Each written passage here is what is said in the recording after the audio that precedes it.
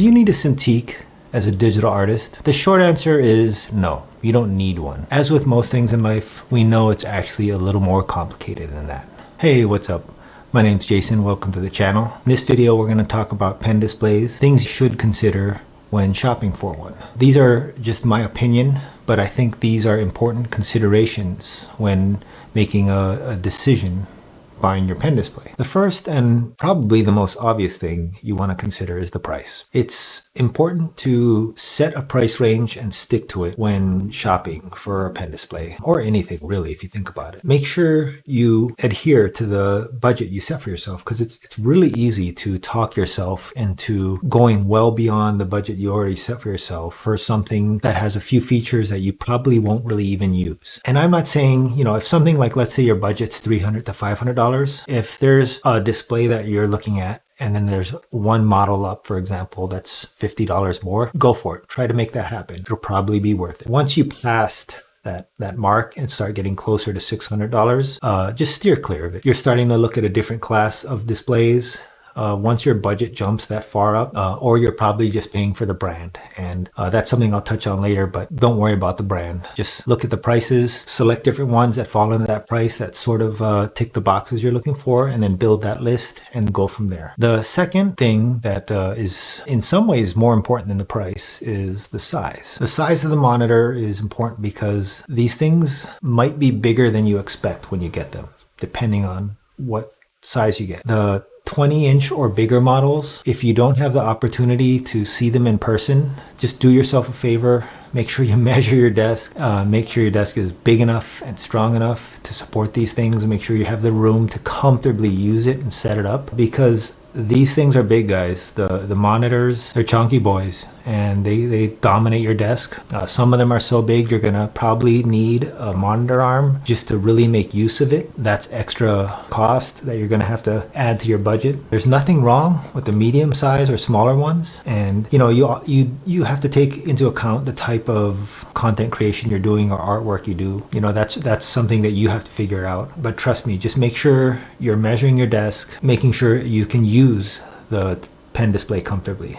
Because there's nothing worse than getting a new piece of hardware like a pen display, and when you get it, you realize it's so big that it doesn't actually enhance your workflow, it slows it down. That's what happened to me. I bit off way more than I could chew from my first display, and although it was cool, I had to figure out a whole new workflow, because my keyboard is way off to the side and I couldn't see my reference monitor. It was very frustrating. So hopefully I can help you avoid that. Right behind the size is the hardware and software. On the hardware end of things, basically you want to make sure your hardware or your computer or laptop can support your new display. Displays nowadays, a lot of them are coming out with 4K. And 4K is all around more demanding on your system. So if you have a potato, you might want to consider getting a pen display with a 2K resolution or even 1080p, because it will be super frustrating if you get that sweet new display and you go to lay down some paint strokes and they're just laggy as all hell could be, and you're going to be bummed, because your options are going to be either to return it or to upgrade your PC. Upgrading a PC right now can be challenging because it's hard just to get parts. Or upgrading a laptop, it's going to be costly and expensive. Just make sure your hardware is powerful enough to run the display resolution. Other factors are the type of connections it has, HDMI, DisplayPort, USB-C. Again, does your machine support those things? Probably the final aspect is the screen. And when I say screen, I mean the type of technology. Is it a laminated screen? Is that important to you?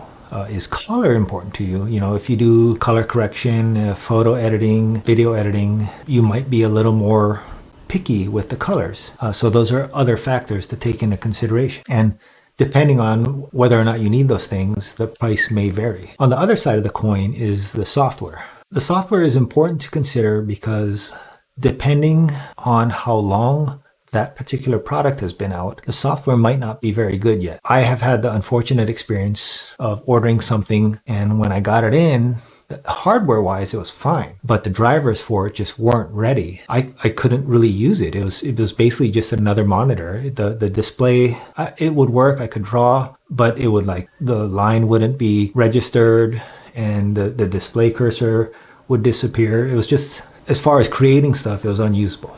My advice would be try to avoid new release products if you can. If you have your heart set on it, go for it. Just keep in mind that the drivers may need to catch up with the product, because once it gets into customers' hands, they'll get feedback and bug reports and stuff, and they can update it. I've tried out all kinds of different companies at this point. In my opinion, none of them are perfect, but most of the time they work really well. I can't speak to how well they work on MacBooks. I haven't used a Mac in a long time, but on PC, for the most part, they work great. Not perfect, but 95% of the time, they're great. Last but not least is the brand. I would strongly urge you to look past the brand name of things.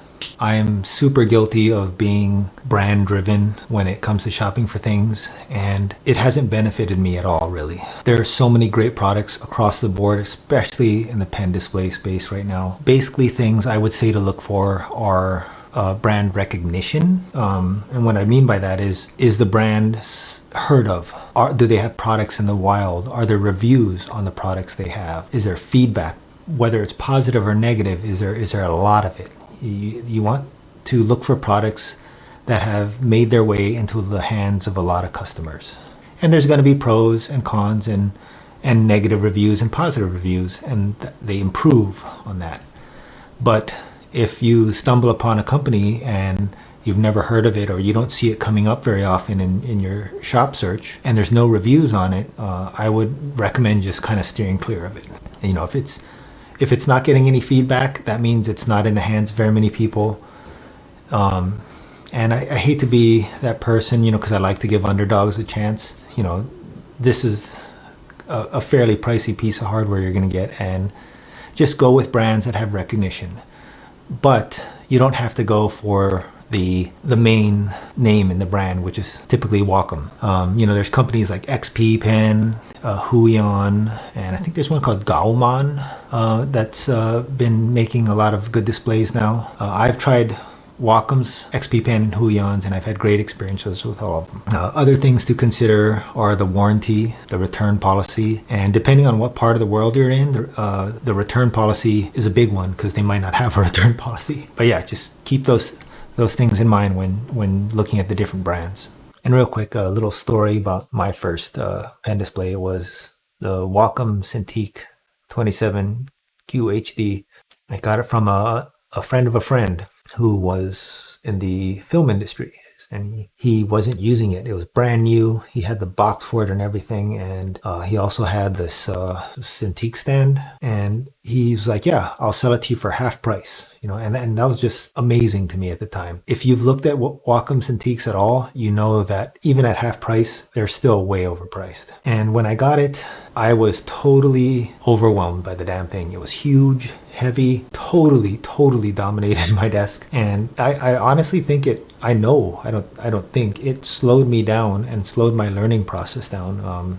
I had got it at a point where I was still learning how to get into digital art, and it was just way too much hardware for me. You know, I had my keyboard way off to the side, and, you know, like I mentioned earlier, my monitor for my reference stuff, I couldn't even see it. Take my word on this, like, start off with one that you know is going to be easy for you to handle. You know, I think a good thing to compare the pen tablets to are utility vehicles. They're all very similar. They all get you from point A to point B. They can all fit your family and friends in them, depending on what you're doing.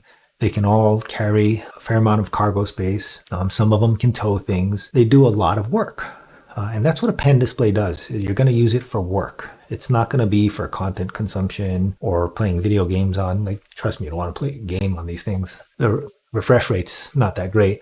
So just keep that in mind. You know, like a lot of the XP pens or Huions and Gaoman, hopefully I'm saying that right, they're kind of like the entry-level model of, like, let's say the Toyota 4Runner. And the Wacom is kind of like the TRD Pro model of it. It's essentially the same thing, just with a few more bells and whistles. Does it off-road better? Yeah. Probably have a little more horsepower, a little more towing capacity?